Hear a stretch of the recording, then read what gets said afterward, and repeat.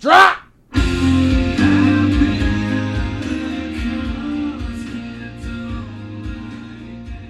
This is my jam. I've been a constant towards my anger, and that's fine. Probably more than a few of you going, this is 2018? No, sir. But it's a good record. Yeah, you gotta love the good ones. Yeah. You gotta keep the good ones close because the bad ones will eventually flood the system. Yeah. Well, and I'll mention it once because I don't want fucking people going, oh, well, fuck these guys. But they do anyway. I came to the conclusion, man, Fear Inoculum is my favorite record, I think, of all time. It's not the best. It's not the most talented. It's not the greatest. I think you're quantifying something when you do that. But for me to say it's my personal favorite fucking record, it bumped fucking Power Slave off my fucking top of my list. That's a hell of a thing to say. Power Slave's been up there for 30-something years. Yeah, man. Yeah. God, I don't know. It's getting there for me. I mean, albums that are my favorite are usually because of what's tied to them. Very rarely is it like, this is my favorite just totally based off musicality. It always has like a memory or something that was happening at the time when the album came out. Yeah, usually. I mean, Fear because Inoculum just kind of has its own thing. It does. I'll be the first to admit, if we didn't see Tool live, I wouldn't have that fucking particular bugaboo. Sure. I wouldn't be advancing that notion, you know. Yeah. Yeah, no, it makes sense. I mean, hearing a new album and then seeing half of it performed live a month later, there's something to be said for multiplication of enjoyment on both fronts. Sure. Well, we did the same thing with Alice in Chains the year before, so yeah. That had a lot of emotion tied behind it for me. Yeah. Where Tool was just kind of like, my legs are spread wide open. I got my soft mood lighting on. Just do what you need to do to me, and they did. They did. And I might have brought up on this fucking thing before, so I won't go too deep on it. But I mean, the Alice in Chains thing, man, that kind of changed me. That fucking hit me in the guts. Yeah. Tool, I thought would do the same twice over. No, fuck that. I walked out of there ready to conquer the goddamn world. Yeah, it did more for you, like, on a musical aspect. Once again, I mean, after the Alice in Chains concert, you started you have a G&L now. Yeah. So you absorb these guitar gods when you're in their presence. And Adam Jones it fucking shows. It becomes a part of your wheelhouse. Yeah, and I think that's right. You know, and related to that, you know, again, we always sometimes do a how's your week thing. My week was kind of shitty because I'm having to I have 11 working days remaining to get an entire month and a week worth of fucking music shit put in, you know, for my day job. And I can get through like 2 days of music basically per work day. I'm down to the wire. I've got to crank out 2 a day until my ass is on fucking Christmas break, you know? So I've been under the gun on that. A whole lot of weird shit happened this week. I had a fucking coworker I was wanting to just fucking get her back and choke her out. A whole lot of other weird shit went on. Fucking found out something. I'd ordered like a pair of Adidas through the Adidas website. Don't do that. Never buy direct. FedEx fucking lost it. I had to fucking jump through hoops, get a hold of Adidas, and go, hey, I never got my shit. And they're like, well, we can just charge back your card. And I'd rather have the shoes. But they said, I really would like some shoes. They said, but it doesn't work that way. So I said, oh, do you use anybody other than FedEx? No. Well, so I started putting goddamn my house numbers everywhere. Is that what I saw those over there for? Yeah. Yeah. Yep. It's for FedEx. So did some random asshole get like a free pair of shoes? Yep. Fucking pricks. Yep. So there was that. So I found out FedEx kind of fucked me. And this guy is clearly, well, he's probably he's not going to be a Jeopardy champion anytime soon. You know, that was dropping off. FedEx is going to be dropping off the Christmas present I got for you. So they fucking better be sound and fun. Do they ever have a problem finding your house? UPS doesn't. Yeah. No, I never have any issues with UPS. DHL, oddly enough, they only drop off something once, twice a year, maybe. Yeah. Fucking Postal Service, FedEx is they're the assholes in my fucking pantheon of delivery services. Which is really weird. You'd think they'd be the ones to fucking nail it, that and Brown. So there's that. I had to have fucking surgery earlier in the week on my goddamn mouth. So and they're bandying around the word fucking bone graft now. Which just fucking sounds great to me, but you know. It sounds like a fucking lovely, calm, stress-free day. Yeah, man. It's just the whole week has been kind of shit. So I went out and bought a diesel VH4 fucking pedal. It'll be in on Wednesday. So, speaking of Adam Jones, so there you go. Ooh. Yeah. I've been talking about it for a while, and I couldn't justify it. It's like, man, I don't need 2 overdrive pedals. But that's where I'm wrong. That's absolutely where I'm wrong. And then our friend Wayne tried to make that impression on you as well. Yeah. Like, you sure you need 2? Like, yeah, I do. Yes. Matter of fact, I do. Yeah. Like, don't make me buy a 3rd one, motherfucker. Yeah. You know, I mean, there's some other shit I could have probably used, but for the stuff I'm working on right now, I need that. I need the tone that pedal brings. The Friedman's got a great fucking tone to it. Oh, absolutely. It's got crunch. That green channel is amazing. But that's the thing, is that this fucking diesel pedal, it's got even more crunch than that. Oh, I can't wait. Yeah. I cannot wait. I mean, the Friedman pedal I can utilize for almost everything except a couple of things I'm working on right now. It's great for grunge. Yeah. It's great for the grunge. Friedman, yeah, absolutely. Well, this diesel is going to be fucking great for if you're trying to get that crazy goddamn Adam Jones. It's like, is that a motor? Nope, that's his guitar. That is great for that. You bet you've been searching for that pedal that would fucking thump your chest. Yeah. And the diesel will probably do that. It will, you know. And it's better than dropping $4,000 on a head and $2,000 on cabinets. So. Well, that was the mentality with getting the Friedman. Yeah, you're same getting thing. A fucking it's like, well, I'm not going to go get the JJ100, which I still wouldn't mind having, even though that one sounds like a discount at $3,000 now. So. Oh, wow. Well, maybe 5 years from now it'll be $2,500. I wouldn't hold your breath. Friedman shit holds its fucking value. It's amazing how musical shit like that fucking retains, even gains. It depends. I mean, if you buy low, like cheap shit's going to sell even cheaper. True. You go out and drop. See, this is why you don't want to drop like $1,000 on an Epiphone. You might have the best goddamn guitar that Epiphone rolls out, but it's still an Epiphone, and the resale on that bitch is going to be $300-$400. Wow, damn. You go out and buy a Gibson for $2,000, you'll be able to fucking turn it around and still sell it for $1,600, probably. Yeah. Probably, ballpark. Especially if your ass takes care of it. Yeah. Now, new Gibsons, I don't know if that's necessarily as true, but as it used to be. But right. I don't know. And even fucking Ibanez is starting to really kind of raise an eyebrow for me once in a while. Not the Nita Strauss, but the electrics. Yeah. It used to be is like that's just a shredder's guitar, but a Swedish shredder's guitar. Every Swedish guitar player I see plays an Ibanez. Well, any shredding fucking thrash, black metal, whatever. Ibanez. That's what they have, you know. And then when they have a little bit of money, then they get into the fucking boutique, you know, guitar companies and shit. Yeah. That's what fucking Yari did from Winter Sun. Fuck that guy. Yeah. We don't mention that name in this house. Got his golden sauna. So you know what are you gonna do? And listen, have you enjoyed all the new music that's come out since that successful crowdfunding? Of course. Oh wait. Oh, that's right. Because really, they only put out. Four songs. 4 bullshit songs. 4 songs. So for all these cunts that were after us, how dare you? And all this other shit and trying to bring rage at us and everything else here about a year and a half ago, 2 years ago. Y'all just don't get it, man. You guys can all go fuck yourselves. Like, and I laugh. I can go back and look at motherfuckers going, yeah, I funded this project 3 times. Oh, well, enjoy those 4 tracks, you dumb bastard. I hope you downloaded them 3 times so you felt like you got your money's worth.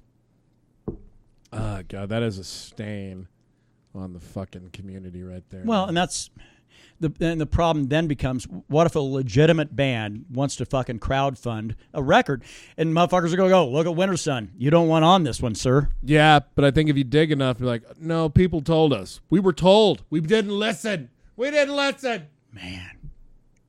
And Yari made all of you his bitch. I was, we're going to change the subject, something a little good, more joyful. Good, man. Going back to pedal chat, I was watching this video at work. This guy was comparing the old Boss fucking stomp boxes, like death metal, fucking heavy metal, and all the classic ones that are really valuable now. Right. against Behringers, fucking basement, bottom level fucking plastic stop boxes. And it's amazing at how, like, the ones that are analog sound fucking just like the fucking high end. Sure. But it's when you get digital and you're getting into like algorithms and code and shit. Yeah. That's where you start hearing the loss in fucking quality. I'm just not going to buy a Behringer pedal because the thing, man, you can get those old Boss stomp boxes or DOD or any of those. Yeah. You can throw them down a fucking flight of stairs in a bag. You're fine. Oh, yeah, yeah. Fucking Behringer, you're man, done. You're done. Yeah.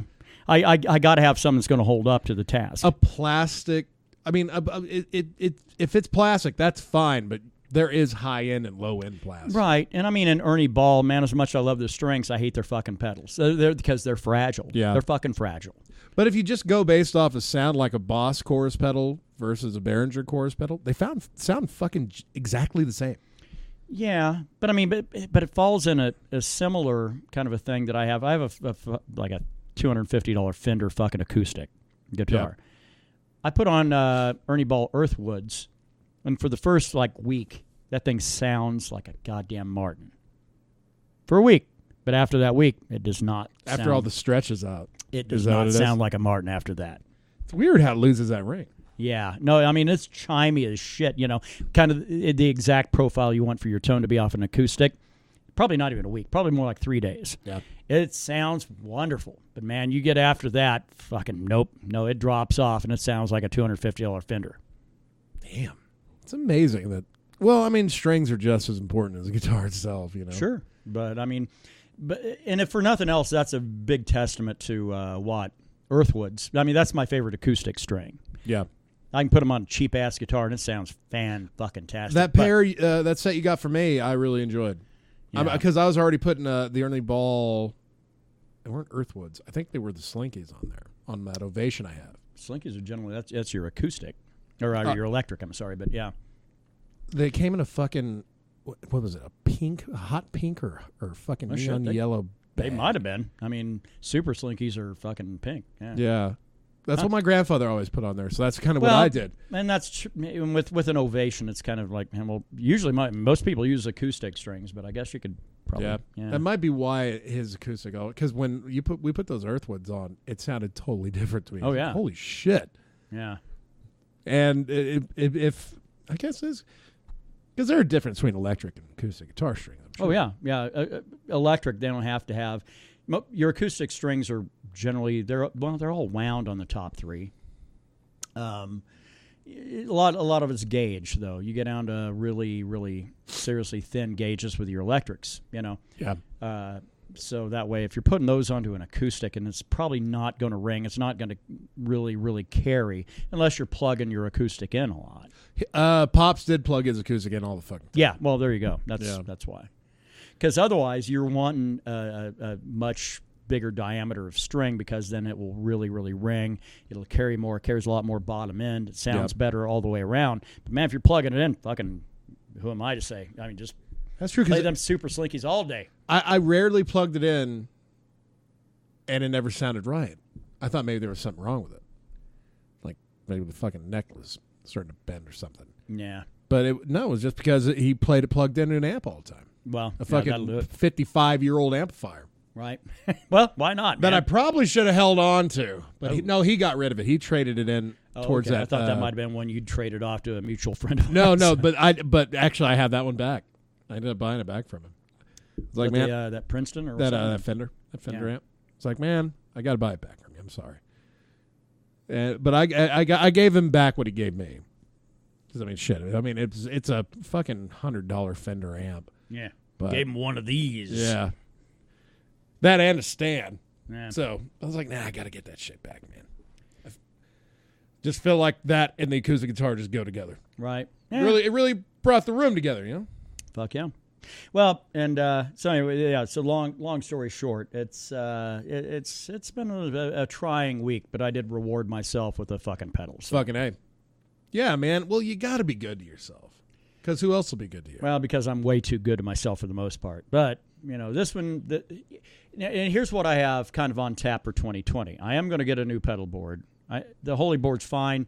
I'm probably going to kick that over to you because also the Mimic pedal that for your use is going to be coming later on in the year. Nice.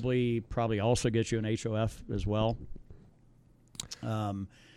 And then we'll figure something out. It might even be a Boss fucking D4. I think is their distortion pedal. I mean, we'll figure it out. Because I'm trying to get you dialed in with a Hetfield sound. Oh yeah, I'm a fucking distortion overdrive pedal away from that. Yeah, I really think so. I think you are too. Because I mean, I go over there on your setup and I go green channel. I'm sounding like heavy grunge. Right, heavy grunge. Yeah. The Bugera and the fucking Micro Dark are on too. It's just loud. It's just fucking obnoxiously loud. Yeah. So yeah, pedal train I'm probably going to do so that way the Holy Board I can go ahead and bequeath to you, and then I'll just go ahead and set up the pedal train, and it's going to be one where I think it'll have size for probably about 10 spots on it. I'm not going to use that. I'm almost about where I need to be. Yeah, you know, I'm going to add that. Getting close. I'm going to add that diesel. I'm going to add a dedicated looper because I found out I can't live without one of those. And the Mimic for you, and that's kind of my 2020 purchases right there. Yeah, the more I'm like fucking researching pedals, the more I learn about them, and really figure out what they do for what I want. Yeah, you know? And it's bare minimum shit. You taught me about Mead. Now I'm learning about fucking all this other shit.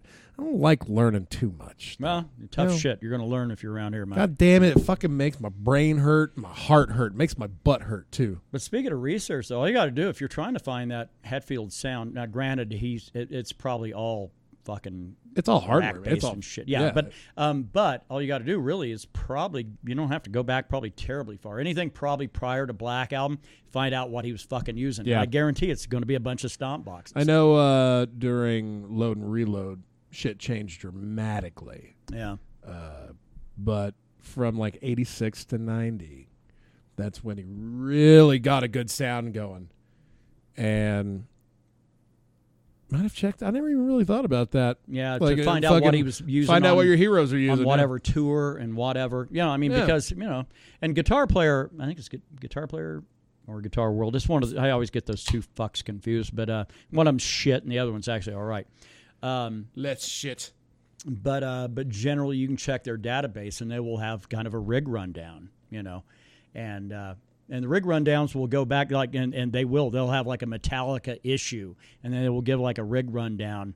That's fucking awesome. Yeah, of what Hetfield was using and fucking, you know, and it was probably right after Hardwired came out, so you'd probably have to go back for that. But right. But yeah, and it would give a rig rundown for what he was utilizing on individual tours. I mean, because they did the same thing with fucking Jerry Cantrell, all the way from what he was using late Alice in Chains into his solo stuff and then into the reemergence of Alice in Chains again. Yeah. God, man, you know, fucking Duvall is now matched Staley for total albums. Sure. 4 piece. Yeah. And still gets hate. Yeah. There's just too many. We've talked about it before. It's the same with Tool as it is with Alice in Chains, as it is with any band where somebody important died, and immediately the fan base goes, that's it, they just need to go ahead, fold it up, change the name. I don't care, but, you know. Call it the Jerry Cantrell Band. Which, that's what Alice in Chains was. It was his band anyway. Yeah. I mean, because there's a lot of people that are dumb. They don't realize Lane Staley was not an original member of that band. Right.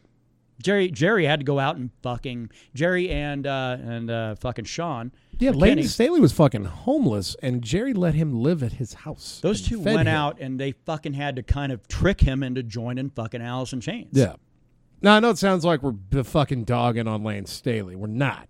I'm not. We're dogging on the assholes that fucking think that, you know, once a guy who's not really a fucking pillar of if it's gone, the band can't continue. Dude wrote maybe a handful of songs. And there's no doubt that he contributed to the sound that Alice in Chains had of in course. the 90s. But you're an asshole if you denied the fact that William Duvall has evolved that band into the sound they have in the fucking 2010s. Yeah, absolutely. I mean, people just fucking... And I even got it, like, for this whole Motley Crue tour thing. I mean, I love bagging on it, because it's funny to me. Well, it's funny. I was just sitting around talking to our friend Jack a while ago about the same fucking thing. He said, man, I never thought you would have fucking picked Poison out of all of that. But yeah, but that's the only one that made sense out of that tour, the Def Leppard, Motley Crue, Poison tour. What about Joan Jett? She's opening. I've already seen her fucking play. I have an interesting story about Joan Jett. I don't know if you've told that story or not. I don't think I have. I went up on a Labor Day weekend a couple of years ago to visit the third of our triumvirate here with Brett, and me and Brett and Darcy.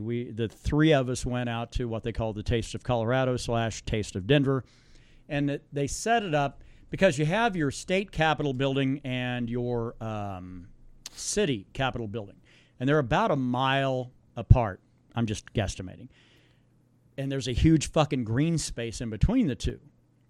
Well, and they set up I'm this. thinking of Boston. They set up this whole fucking thing in between those two, all the way from one Capitol building to the other Capitol building, and through this big green space. I forget what the fuck it's called. Something park, fucking the Happy Times Fun Park. Yeah, and they get over 1,000 vendors at this fucking thing. God, and man. They have like 4 stages, Some of them are playing like local or little known artists or whatever. Garbage trash but they would have like a main stage and shit like that.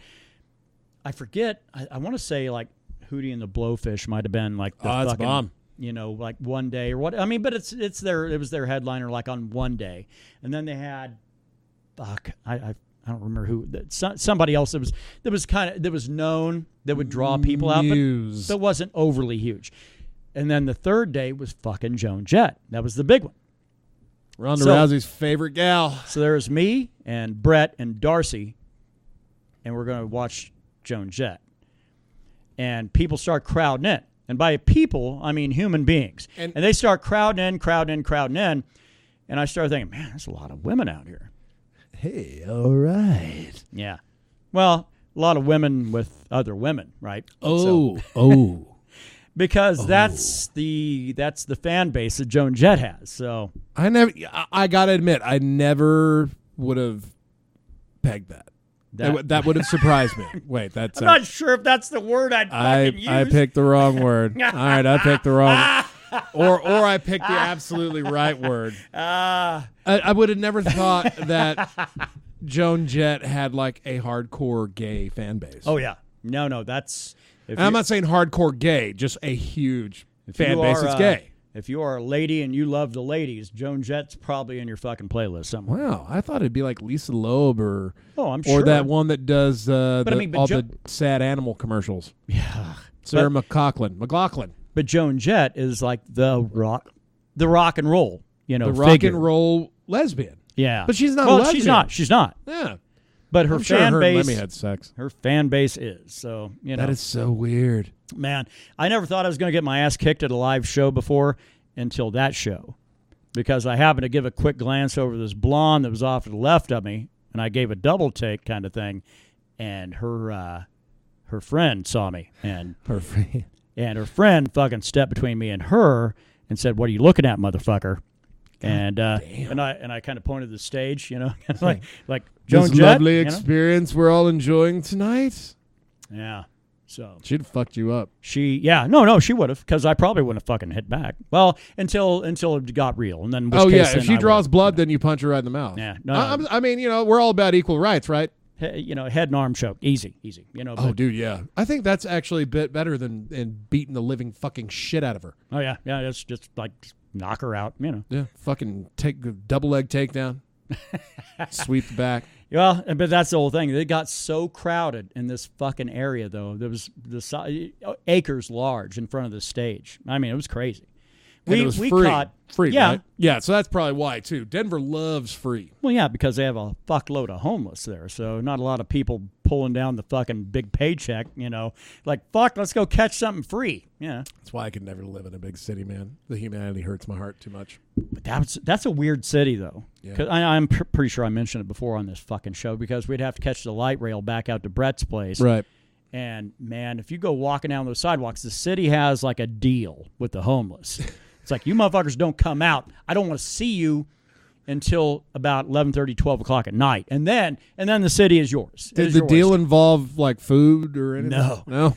But so if you're walking along to catch the last light rail of the night, you're walking along these big broad sidewalks, walking through, going, man, what a nice city this is. What the fuck is this? And they start coming out of the woodworks, and it looks like some shit out of the fucking Night of the Living Dead. I mean, fucking people just wandering out, shopping carts getting pushed out, fucking people wandering out with big backpacks and a bedroll, and they just come out and whoop, roll out that bedroll right there on the fucking sidewalks, right there on the goddamn center of the main street in downtown Denver, man.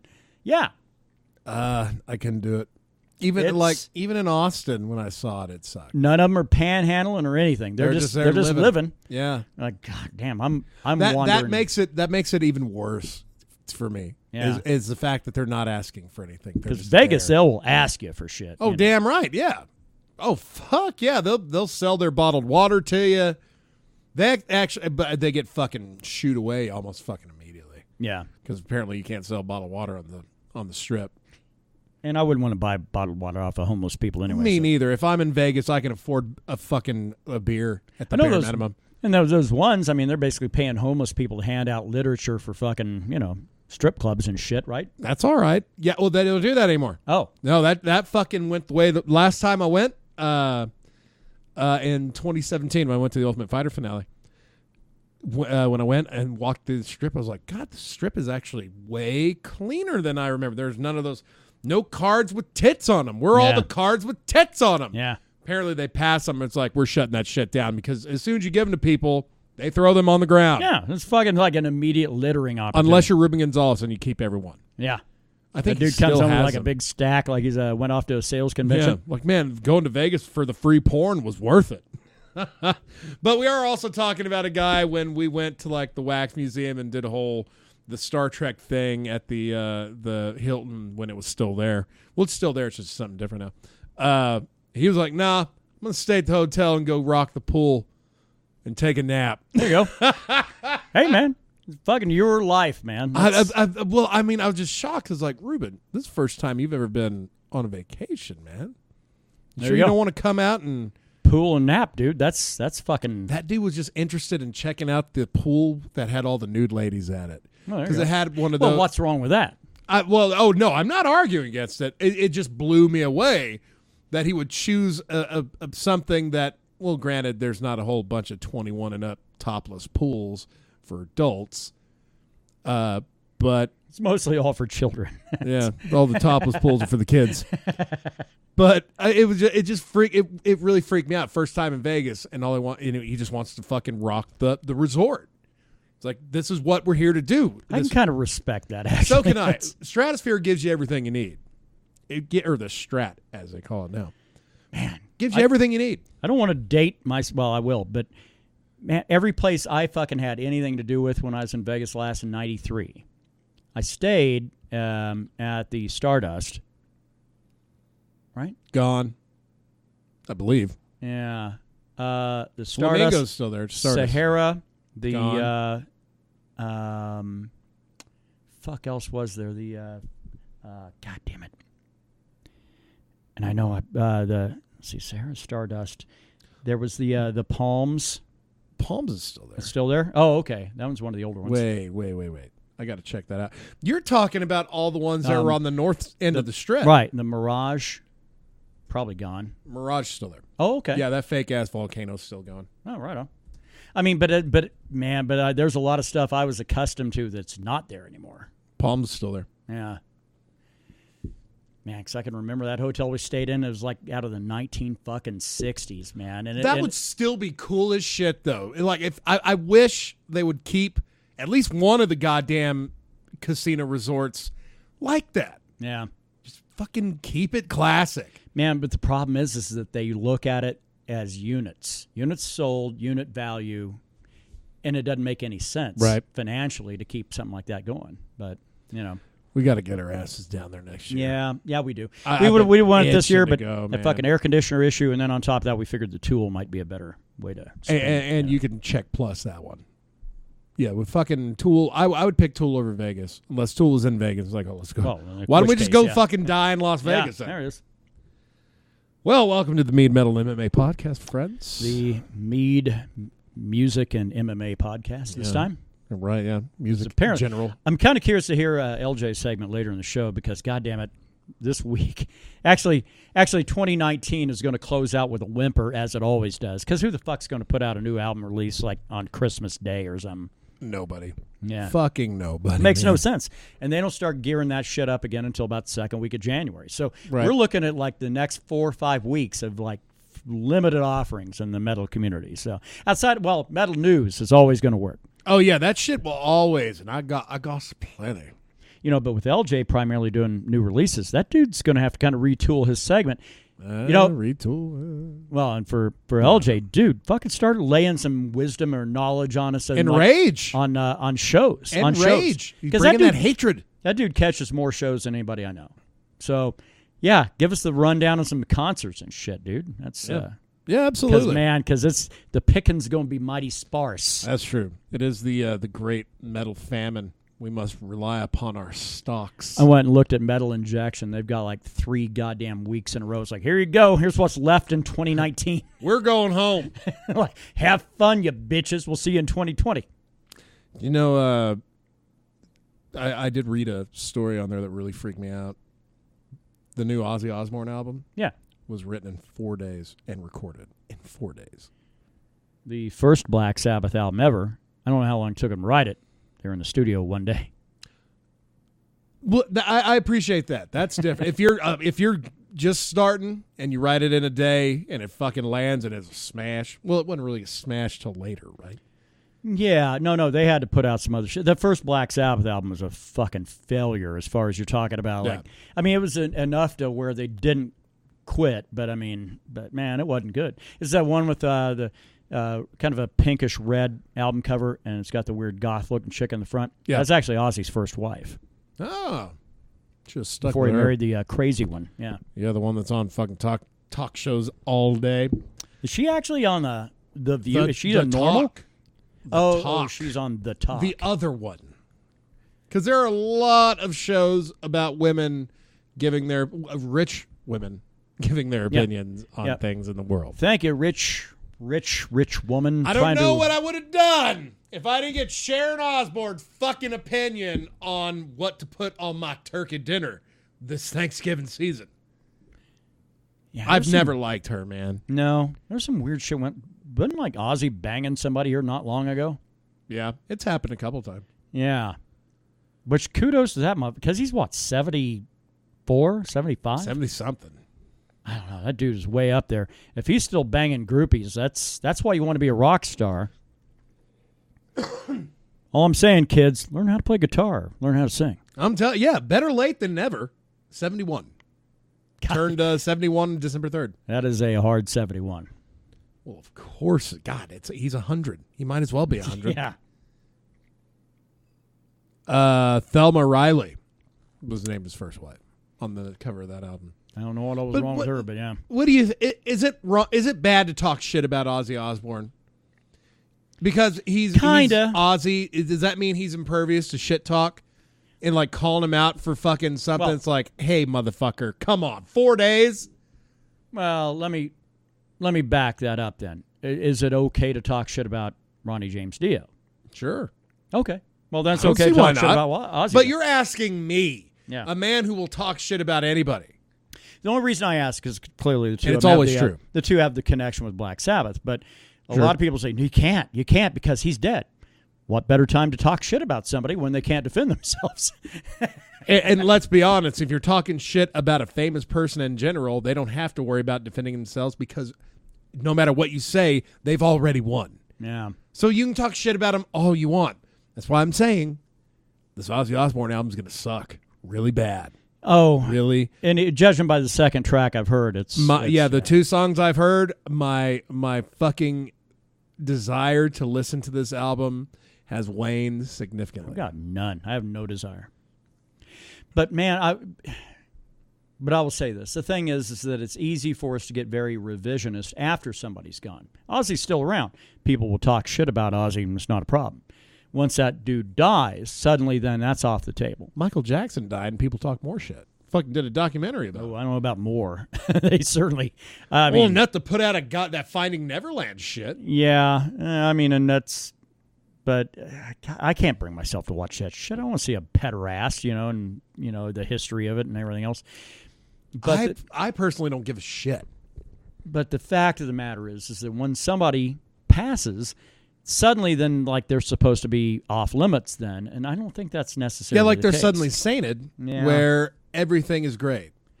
I don't know, man. Lars Ulrich dies, people go and talk shit about him. And I don't want to talk shit about my siblings, and I know Daryl's probably like, oh, fuck, here we go. 2 years ago today, my mother passed away. Oh, yeah. All my siblings talked mad shit about my mother until 2 years ago today. And then suddenly, oh, no, she's great. Well, okay. So all the concerns and issues and all the other shit, and now suddenly we go, okay, we're good here.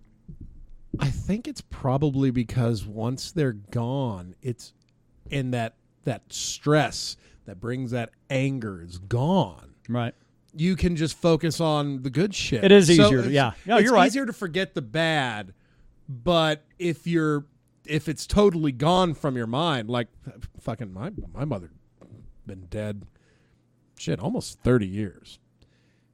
And probably about halfway through 15 years ago, I realized wow, my mother was a horrible parent. Horrible parent. Yeah. And I mentioned it to my grandmother, and at first she was shocked that I said it. I was like, I don't. Well, that's her daughter, right? Yeah. And we've never really said anything, off color or bad about it. But I just had to come out and say. The more I look back, the more I realize, God, my fucking parents suck, man. Yeah, I remember. It's amazing you turned out being the eloquent motherfucker you are. Thank you. Well, I've outlived one. I do plan on outliving the other. I still have to make it about 15 more years, and I'll win. Then I can fucking shuffle on. But it's weird how a death takes negativity away. It's almost like paying a debt. Well, then I think a lot of people would say, "Well, that's called respect." No, I know, that. but how do you go? How do you go from one moment it's like, "Oh, this person's an asshole" or something like that, and it's like, "Oh, they died. Oh shit, my bad." Like, what do you mean you're bad? You had your convictions for a moment, and then suddenly, I don't know. I don't understand humans. I understand dogs better than I understand humans. Yeah, I'd rather try to fucking understand the moon. It's just, I don't know, man. Yeah. I don't liquor, know. Randy? Shit, I forgot I actually still had some. Anyway, it is a Friday Mead music and MMA podcast, I guess. Yeah, we're a little all over the map here, gang. Sorry, but you know what? I'm not really actually that sorry, but if you don't like it, Kevin's unapologetic. If you don't like it, you can go fuck yourself. So there you go. All 12 of you that watch our shit every week. Yeah, fuck you, both of you. Yeah. By the way, I got a gift for the Mead Hall. Fuck yeah. Came in etched glasses. That's the Guinness. The fuck did I call these the other day? Gravity? Yeah, the Gravity pint glasses from Guinness. And they have a sculpture in them, and the sculpture kind of is that of a harp on both sides. It's a classic harp. And it does have a raised harp on the back, and then our names on the fucking front of these bitches. So a nice little fucking groove there that fits really nice in the hand. Yeah. Works great for Guinness. Works just as great for fucking Tall Boys. Oh, yeah. No, I can drink some cheap shit just fine out of this. Absolutely. Tall Boy, fill that thing up. Looks beautiful. Let's see. Mead update for the week. We're going to be bottling Holly King tomorrow. Going to get that shit done while people beat the fuck out of themselves on TV. I do have a fucking desire to almost blow that off for 3 weeks just to slap a reserve label on it, but we have that fucking luxury. Yeah, I know, but then again, we're also hosting the once a year throw open the doors to this fucking place to a bunch of heathens called the Wine and Cheese Social. We need to cancel that thing. Week from tomorrow, which, let's see. I don't know about my brother Daryl. I know Ruben will be here. I still have hope that Daryl will be here. I haven't heard anything. I know. I know Ruben will be here because he's like the master of ceremonies for this whole thing. Oh, fuck yeah. He's your roast master general right there. I know our friend Seth is going to be making he's pretty sure he's going to be here. He didn't want to say he's absolutely going to be here because there's like some weird things and who wants to deal in absolutes and something like that? You know? Right. Yeah. Well, because then if he says, oh, yeah, I will be there, and then it's like, oh, yeah, well, something came up and he's not able to make Looks it. Looks like an asshole. Right. So, but he's fairly confident he will be here. A lot of the same old fucking people that usually hit these digs once a year. Good. I dig the familiarity of the whole thing. Yeah. It's and even people that weren't able to make it. Last year was a weird one. It was actually maybe the smallest crowd we'd had since like Wine and Cheese Social 1 and 2. And the most fun I've ever had at one of your socials. Yeah, because you don't like a lot of people though. So yeah, and everyone that was there I knew and could talk to, except when Ruben brought his girl date and his girl date's boyfriend.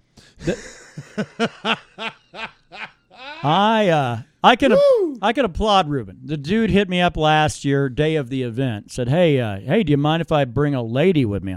Fuck no. Help yourself, son. Help yourself.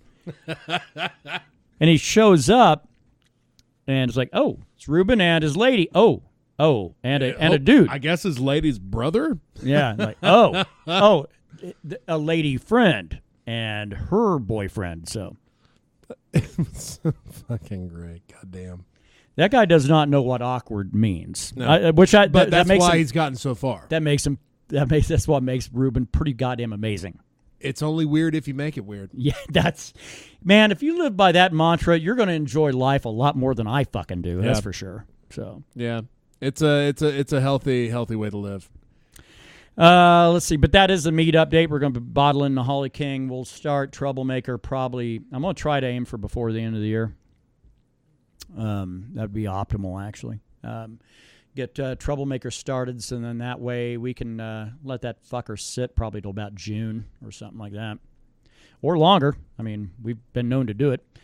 True. Other than that, no other Mead updates, really. We've got, we're starting to collect a lot of inventory, especially since we're getting ready to bottle about 22 bottles here and tomorrow. But we have less than a case of our batch 1.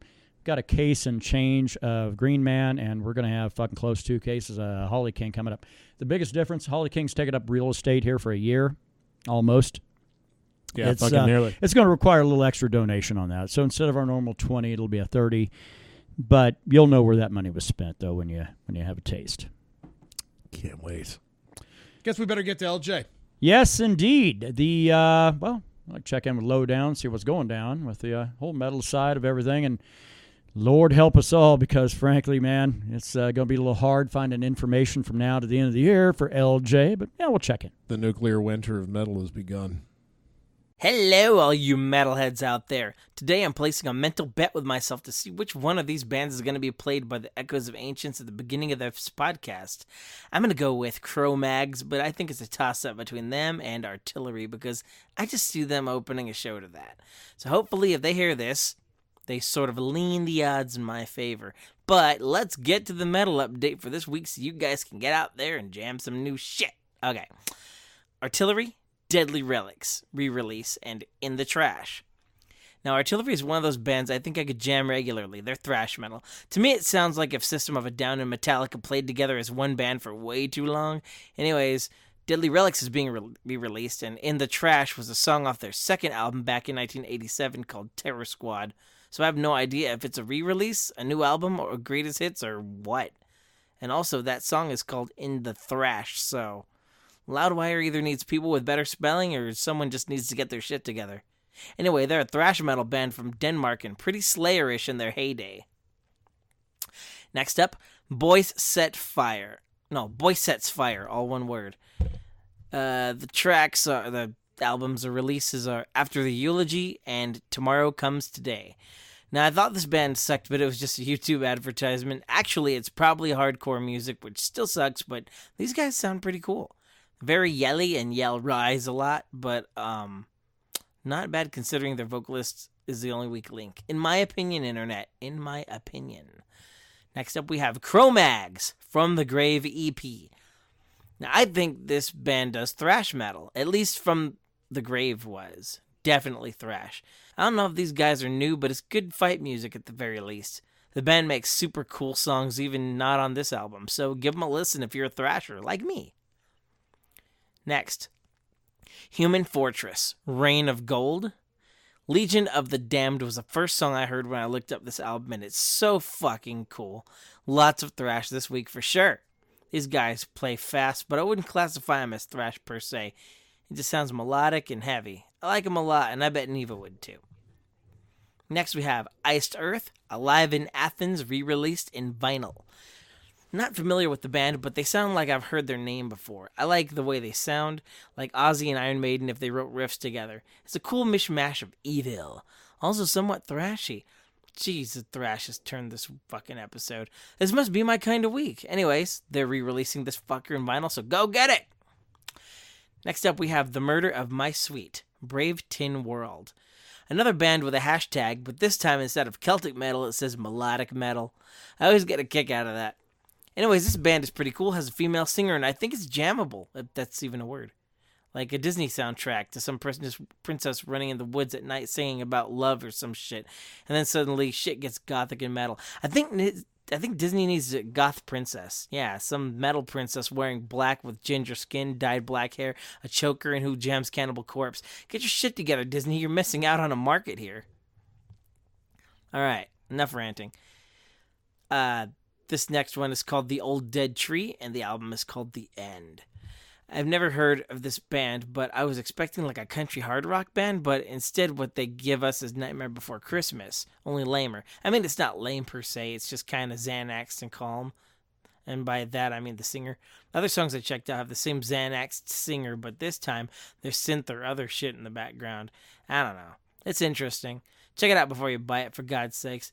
But LJ, that's what we listen to your segment of the podcast for. No, you don't. You listen to this segment of the podcast to hear my sexy voice. Go fuck yourself, son. I'm in this for the metal. I have a weird voice. All right. Next up, Running Wild, Crossing the Blades EP. Now, this is the last one on the list. If you look up pirate metal, as in a band that sounds like a bunch of peg leg eye pass wearing dudes, this is your band.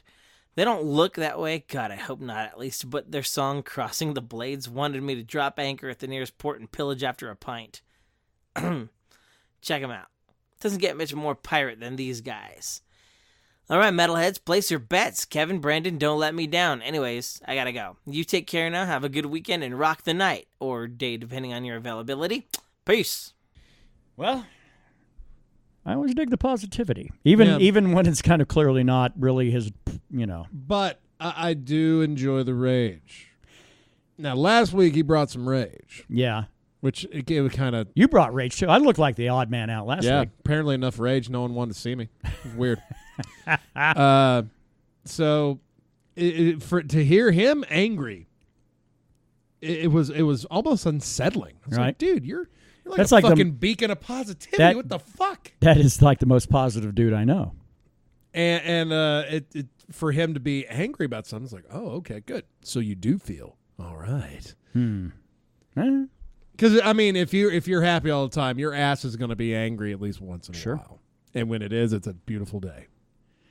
Other shit going on in the metals. I stumbled across an article. I wish I'd kind of saved it because then I could reference back. But it was on bands that take a big, huge left-hand turn from what people expect.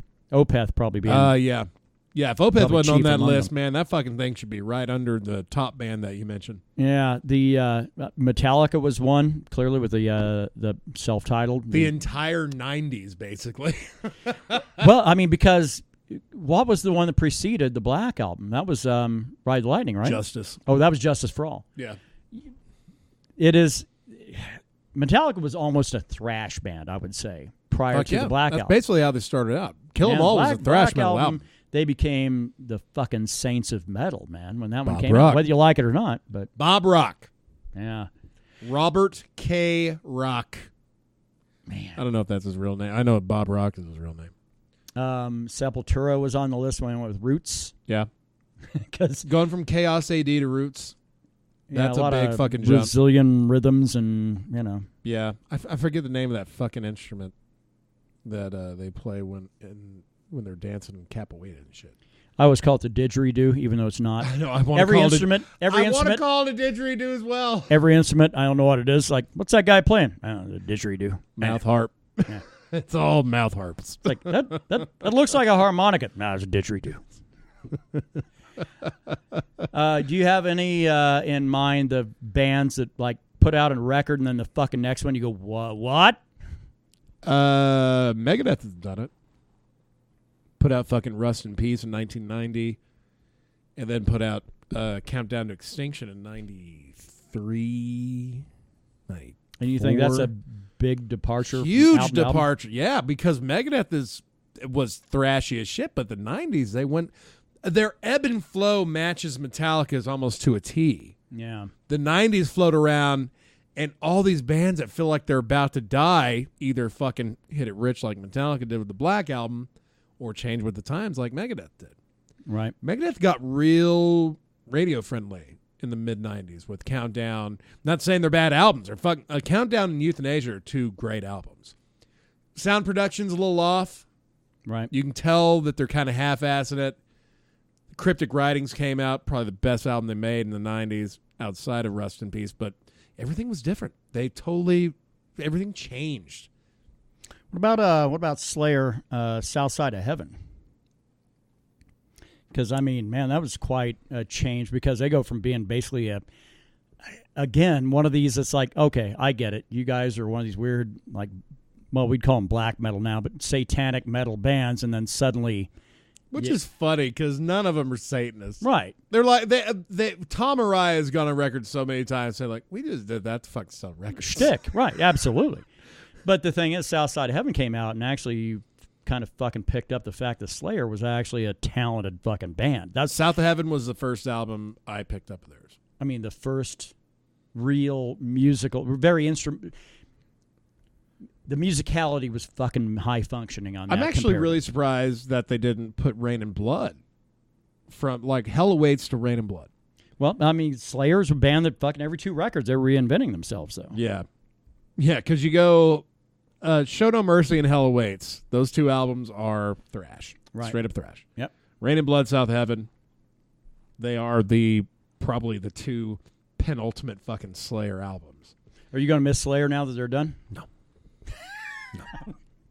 That wasn't just quick. That was like fucking... I never had the urge to go get my ass beat seeing them live. Yeah. I'm not Bill Burr. I don't give a fuck. I had that dude did go see him, didn't he? I'm fine fucking sitting in my house and putting on a Slayer CD and enjoying myself. So what about Pantera, Cowboys from Hell? Well, to the uninitiated, that would be a little shocking. Be like, oh, I thought that was their first album. Wrong. I did. Wrong. Put out a little album called Power Metal before that. And 3 other ones. Yeah, like 4 records. With a different singer that wasn't Phil Anselmo.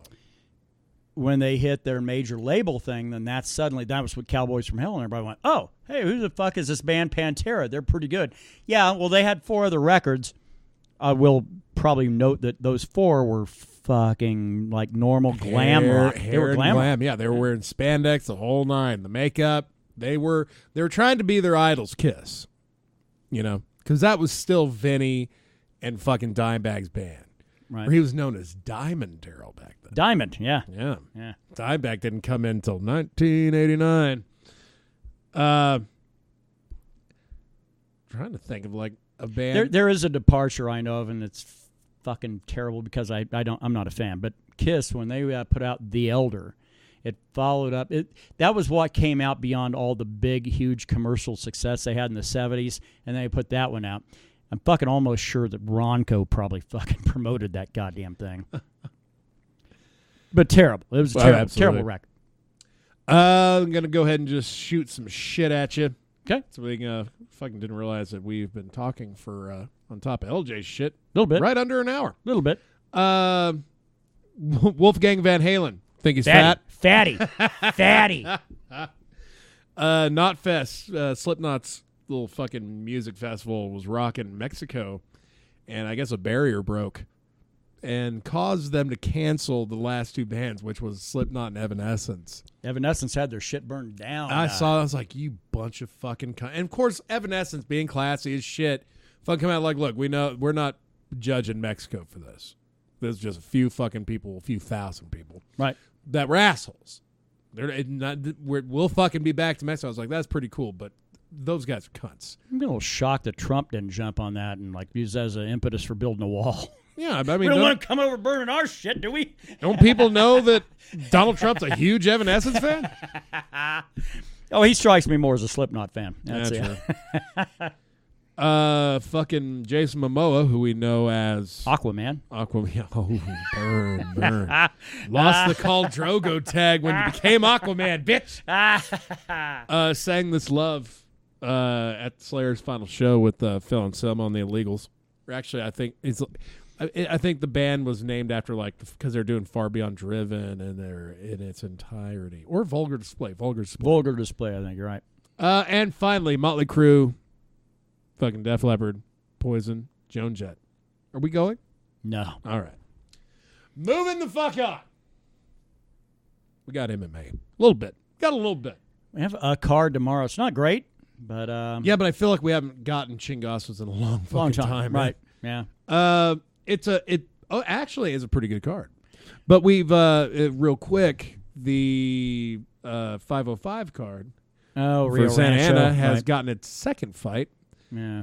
And it's Cesar Fajeda fighting fucking Diego Sanchez. Still no which interest. Means it's going to go the distance. Fajeda's going to win that fight, but Diego's going to win that fight. Diego's going to win that fight. The old Ross Pearson. And then Diego is going to retire. In New Mexico? Yeah. I like that. I like that a lot. But the problem is every New Mexico fighter I like is fighting in fucking like January, so they're not going to be even on that card. That's true. But ill plan for burning up a lot of your New Mexico talent. I'd say. You know? I mean, we know Holly Holm will probably be on it, right? But the thing is, all the New Mexico talent are they're going to be on pay-per-views. They're not going to fucking do fight nights. The ones that we want to see, yeah. John Jones, fucking Donald Cerrone. You're not going to catch him at the Santa Ana Star Center. Last card, what was it? The last card Cerrone did where he was fucking fighting on a fight night. Was that the Yancey card? Yeah, in Austin, yeah. Wow, shit. And then But I mean, that was at welterweight. And that was to sell that fucking fight. Oh, fuck yeah. As it turned out, that entire card was great in retrospect. Yeah. Not looking at it initially, but. Right. Oh, yeah. Hindsight, man, that fucking card was strong. I'm going to give us the rest of the rundown on what we got tomorrow. Absolutely. The main event of the prelims is going to be Thiago Alves fighting Tim Means at welterweight. Again, another fucking Albuquerque fighter that would be suited so much better fighting from Santa Ana Casino, man. I don't get it. The Dirty Birds fighting, closing out a DC cards prelim. I like Tim Means. I know he's probably fighting for his job here. 1-3 in his last 4. Beat a man by the name of Ricky Rainey, but if he's fighting a name lately, he seems to either be the victim of a split decision or gets knocked the fuck out. Moving on to the main card. We got Rob Font fucking. We got Rob Font fucking Ricky Simone at bantamweight. This is a different sport altogether we're talking about now. The United fucking Championship. Always go with anybody by the name of Ricky. So, you know. Yeah, but I like to call him Simon. It ain't Simone to me. It's Simon. Ricky Simon. Cody Stamen fighting Young Sedong at bantamweight. A lot of tinies on this. Yeah. Well, you get cards like that, right? A lot of that shit running 125s, 135s, 145s, yeah, you know, and you get nothing, and suddenly you get a weird heavy card. Well, the main event and one other fight is a heavyweight. It fucking fluctuates from women's 135, men's 135 to 265 pounds.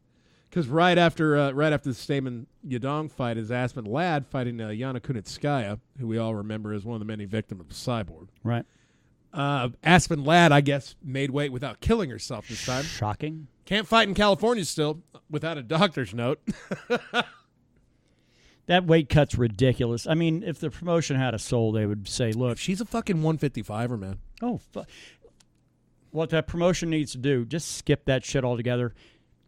If you need to dissolve that 145, do it. So then you'd have your 115, 125, 135, and I say then go about 205. Yeah. Have some open weight shit. Have like a 30-pound weight window. Sure. But your ass, that has to be your normal walk-around weight. If you rock 155 pounds, yeah, you can fight a guy that's 170 pounds, but that's y'all's natural shit, so the disparity isn't that bad. Yeah. If you're fighting a 155er that cuts 30 pounds, you're going to get your fucking ass lit up. Yeah, and the weight cutting thing's always going to be a problem. Although ONE FC figured it out, but yeah, well, they've been figuring out a lot of things. Yeah, I'm really looking forward to them running their first card here in the States. Sure. If it was in Clovis, I'd go. Yeah, I think it's in California, right? We got a guy coming back out of retirement. Coming back on this card at heavyweight, Stefan Struve. I forgot. The goddamn skyscraper. Yeah, he fucking retired after that win. I didn't realize that dude's reach is supposed to be really crazy, right? That guy. It's ridiculous. Yeah. Do you know who has the exact same reach that guy does? John fucking Jones. 77, 78 inches, something like that. I'm checking right now. Yeah. Yeah, that 84 and a half 84 inches. And a half. There it is. Yeah, they had that on the fucking Rogan podcast the other day. He did with Faraz Zahabi. God damn. Wow. And it's just shocking. Rogan's like, well, there's no way fucking John Jones has got the same reach as fucking Stefan Struve. And Faraz is like, yeah, it is. And they fucking pulled it up and like, oh, fuck off. That dude at 205 has got the reach of a guy that's a 7 foot tall motherfucker. Fighting a guy that has 78 and a half reach advantage, and I was a fan of this guy. Stefan Struve? No, the guy is fighting. Oh, okay. I like Stefan Struve. I wasn't a fan, but I liked him. You know, I mean, I remember him as a guy that Mark Hunt broke his jaw. Right. You know, no, fighting Ben Rothwell, the guy with the laugh. Yeah. Right. Right. And then got popped by USADA, and we didn't see him for 2 years. Yeah. I'm all right I think with he's that guy. already. I like Ben Rothwell because he's weird, but he's also lost 3 in a row. Right. So you're talking about a guy fighting for his job against a guy coming back to his job. Yeah. I don't know. I think we'll see Ben Rothwell in that ever-growing Bellator heavyweight division soon enough. Yeah, maybe. I don't know. That one, very uninspiring fight. And I'd love to talk about the co-main event, but Cynthia Calvillo came in fucking 4.5 pounds. Oh, just decided not even 20.5 for a strawweight fight against Mariana Rodriguez. Not to even really try to even make weight. Good. I'm immediately go. I was going to pick her, Yeah. but I can't pick someone that botches weight like that. Fuck no. Your main event though, Alistair Overeem fighting. Oh God, I know I'm going to fuck his name up. Lorenzo Rosenstruck. Hey. That black dude that fucking flattened that guy in like 19 seconds in that card a couple weeks ago. Because, it was Arlovsky at UFC 244. Lorenzo Rosenstruck, yeah. Rosenstruck. 9-0, yeah. God damn. At a Suriname. Yeah, man. I knowing what I know about Overeem's chin, I can't take that guy ever in good faith. Last 2 fights, Alan Crowder, knockout in 9 seconds. Last fight he had, Andrei Arlovsky, 29 seconds first round. This dude's going to fucking go through him. Yeah, I'm sure. He's taking these glass cannon motherfuckers and lighting them up. Yeah. Because Alistair Overeem's great if he hits you first. But The guy definitely has skills, but man, 9-0. He can't let one through because he's done. Yeah. That guy is 9-0. He's 31. That's prime. You're in the prime. Yeah. And his kickboxing record, fucking 76-8 for heavyweight. If you're a heavyweight and you're undefeated, even like a shitty day will make you lose a fight. Sure. Just because there's too much power. But I'm going Rosenstruck. Yep. Yeah, I picked that guy probably a pretty early finish. Let's get to the picks. Let's get her done. What you drinking, sir? I'm going to drink out of this fancy glass. It makes me remember my name and probably have a little Budweiser and one of those Heffies and probably a Guinness. Yeah. Yeah, the Cumbria Hefeweizen. Not bad. Not bad. Not bad at all. I'll be throwing back a little of the, what is this shit called again? The old bull. A little bit of the bullet. A little bit of the bubbly. The old Billy Baru. The old Billy Baru. Music, what you got this week? I'm going to go with Fen. Okay. I can't remember the name. Prophecy, I believe, is the name of the song. Only new song I heard this week that I was like, that's okay. The Deadlight or Nebula. I mean, Yeah. those are the two that are on the Deadlight. playlist. But The yeah. Deadlight. There you go. I'm going to go Pantera. man. Yeah, old school. And fights. I got Cynthia Calvillo winning and then like bragging about it, even though we all know that bitch fucking almost came in 5 pounds overweight. Tito Ortiz has Trump 2020 on his fucking trunks for his fight tomorrow against a former pro wrestler. Do you think that's just going to be the thing now, is to try to piss people off to get fans? Colby Covington's fucking made a living out of it. Yeah, but that shit works until you lose. Yeah. I think Covington has a better chance losing than Tito does. So. Oh, I'm sure. I'm sure. We saw him beat up a 70-year-old man. Oh, wait, Yeah. Chuck Liddell ain't that old. That's just me talking shit. Fuck it. Hey, we got to get into Friday. We got shit to do, folks. I hope you have a good fucking weekend. We'll be back again next week, and we'll probably give less fucks than we did this week. And that's just kind of how it works around the holidays. Far less. Far less. Yeah. All right. So, take care of each other and look fuck out for other humans. We're all right, man. It's scurvy. Fucking want to get drunk? Let's go get drunk.